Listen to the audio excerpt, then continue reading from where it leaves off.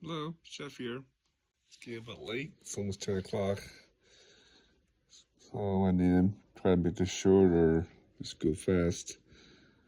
I was thinking this morning, I was thankful for the mild weather, having still it's in the mid 40s, and we had a bit of rain showers this afternoon, but it was a lovely day overall. And I was contemplating how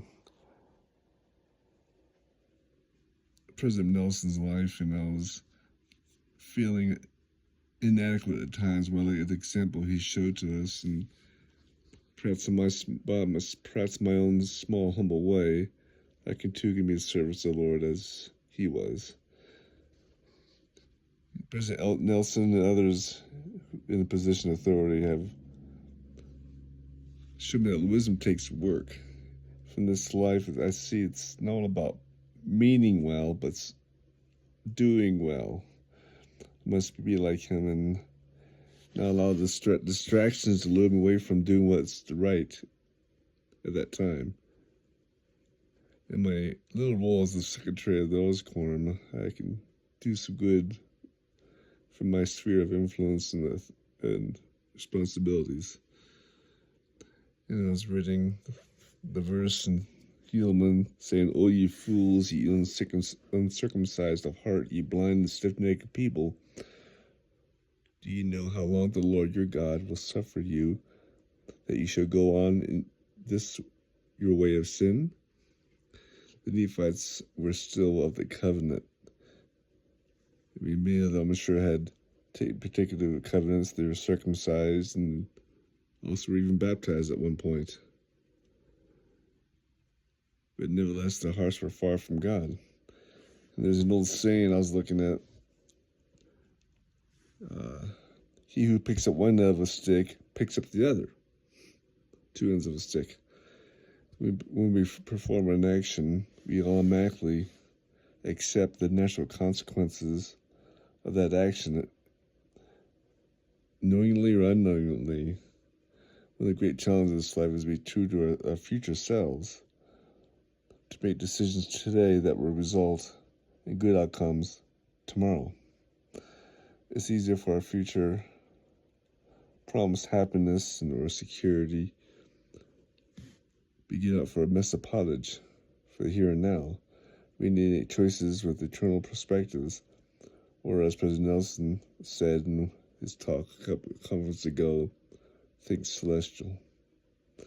And therefore the Lord will wait, that he may be gracious unto you, and therefore he will be exalted, that he may have mercy upon you. For the Lord is a God of judgment based. Blessed are all they that wait for him. That was from Isaiah. Wait upon the Lord, that we may have future blessings and not give it up for that mess of pottage for the here and now. And when Joseph Smith dedicated the Curtain Temple, he reminded the Lord in the prayer, I think, that the cost of the people, the temple was for them to build.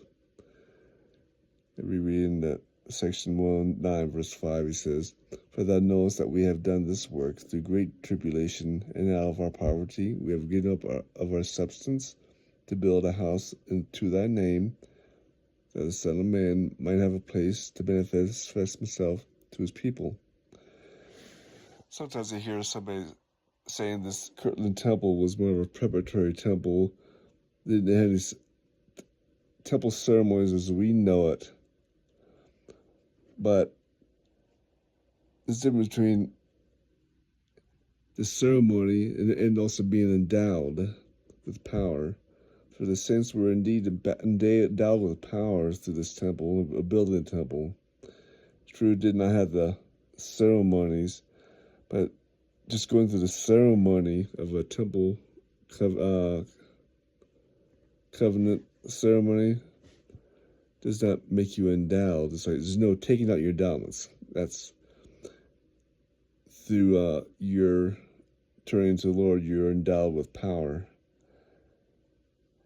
I also read in verse 9, I believe it's verse 9, one of my favorite verses of the section. It goes, organize yourselves, prepare every needful thing, and establish a house, even a house of prayer, house of fasting, house of faith, a house of learning, a house of glory, a house of order, a house of God.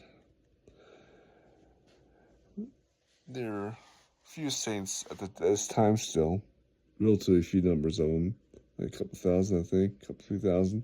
And they were poor.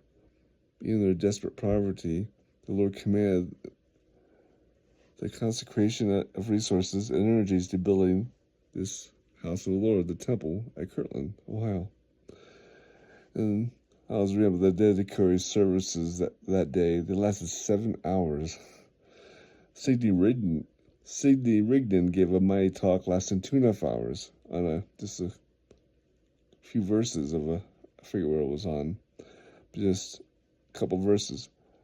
Orson Pratt later recorded how the Lord was there, and the visions of the Almighty were opened up to the minds of the saints of the living God. The veil was taken from the minds of many, and they saw the heavens opened. I think it must have been a glorious event. Like I said, they were endowed with power, preparing them for the Nauvoo temple, where they would have the ceremony to get endowed further, but they were endowed with power through this temple. So there was actually a preparatory temple, but still a house of the Lord. Anyway, that's all I got for today. Have a good night. I'll talk to you tomorrow. Love you. Bye.